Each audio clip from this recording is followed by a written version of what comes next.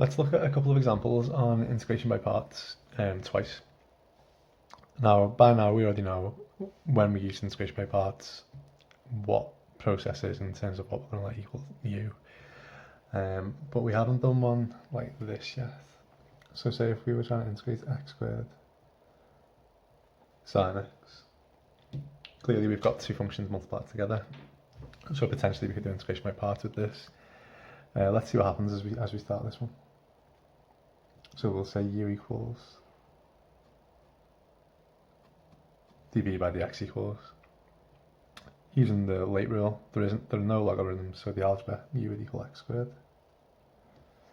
That means dv by dx would equal sine x. We differentiate this one. du by dx would equal 2x. Integrate this one. Remember, integrate, sine would become minus cos. Apply the formula, so we've got uv, which would be x squared times by minus cos x. I'm going to write the number at the front, which would be minus x squared next, cos x, minus the integral of the two things that we just found, which is v times by du, so I've got minus cos x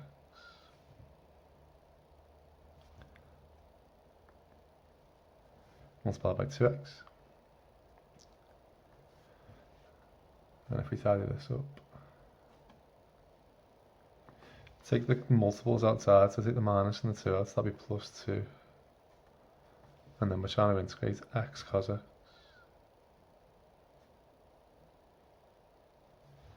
And obviously, we're stuck with the problem again of we've still got two functions multiplied together.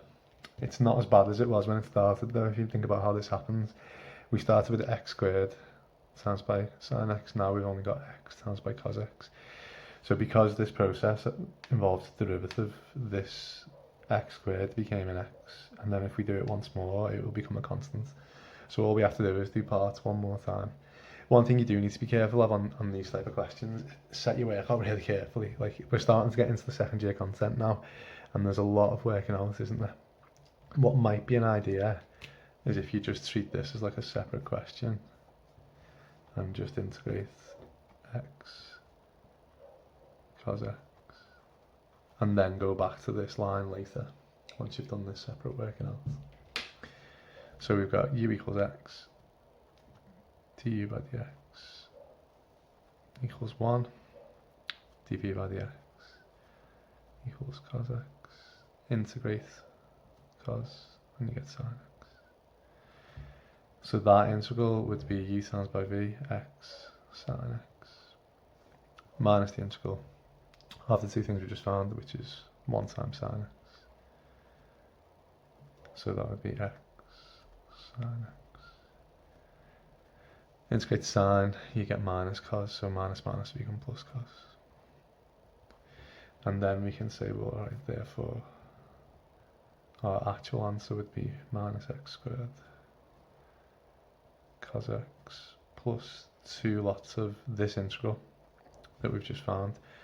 Bracket's going to be important, isn't it? So it's 2 lots of this, so 2 lots of x sine x plus cos x. A constant's just a constant. You could write 2 times a constant if you want, but 2 times a constant is just a constant. Okay, so we could just leave it like that. Oops, plus c. Okay, or you could call it d if you wanted to. It doesn't matter, we haven't found the constant yet anyway, have we? So just a constant. Second example is 3x squared multiplied by e to the 1 minus x. So u is going to equal 3x squared dv by dx would equal e to the 1 minus x. Remember, logs, no logs, algebra, so yeah, algebra. d by dx would equal 6x. One thing I've noticed actually, you might want to, there's an option because it's all multiplied by 3. You might want to just take a 3 out straight away and then work out with just x squared e to the 1 minus x, and then just times your final answer by 3 at the end. I'm going to leave it in. We're going to get 6x, but you could have taken that multiple of 3 out straight away. Okay. This is where you're going to go wrong. If you're going to go wrong anywhere, it's with this integral here. So when we integrate this, remember exponential, so the power stays the same. So it'll be e to the power 1 minus x.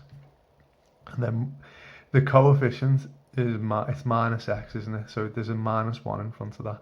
And when we integrate, we're dividing. So we divide by that coefficient of x, which is obviously the same as multiplying, because if you divide by minus 1, it's the same as putting a minus in front. But we have integrated this, just bear that in mind. Okay, so let's look at the right hand side of this part formula. And we've got u times by v. So that's a negative and a 3, so it's minus 3 x squared e to the power 1 minus x minus the integral. Two things we just found. So 6x and then the minus. I'm going to take the minus 6 out, so that would become minus 6 minus plus 6x e to the 1 minus x. And then you notice we're still stuck with two functions multiplied, but it's better than it was because it starts off with x squared. Now we've only got x. I mean, imagine if it was like x cubed, you'd have to do parts 3 times. We don't ever have to do it more than twice in A-level maths. If you're doing further maths, there's something called the reduction formula, which we'll look at later, which helps with more, scenarios where you'd have to do parts loads of times. The most we'll ever have to do it in A-level maths is twice. Okay, so if we do parts on this, u equals x, du by dx equals 1, dv by dx is equal to e to the 1 minus x. So when we integrate, power stays the same, divide by the coefficient. So that would be u times by v, which I'm going to write as minus x e to the 1 minus x, minus the integral. Two things we just found, minus, you can take it outside, becomes a plus. If you don't do this, if you just, I'll show you what people do. You do this times by this, so you've got minus e to the 1 minus x times by 1. And then when it comes to integrating this, you've got a minus, you've got a minus, and you've got a minus. And so many sign errors get made on these questions, especially in the heat of the exam.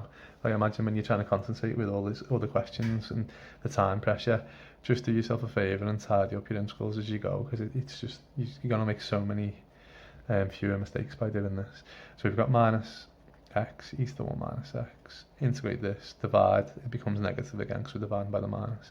So minus e to the 1 minus x plus c, and then we just say our final answer, so that would be minus 3x squared e to the 1 minus x plus 6 lots of minus x e to the 1 minus x minus e to the 1 minus x plus c. Okay. The only thing to bear in mind that I've not mentioned actually is sometimes we get limits. So say if there were limits on this, like 0 and 1, for example, all you would have to do is go through the whole process. Then when you get to your final answer, then you would put your limits in, 1 and 0. Don't start putting limits in halfway through, because sometimes people get a little bit confused because they see an integral sign here. If there are limits on a parts question, you have to do the full integration, get to your answer, and then put your limits in at the end. Okay. So have a go at exercise. Oh no, there isn't actually. The next one just goes straight into integration by substitution. So the next video will tell us about integration by substitution. Thanks guys.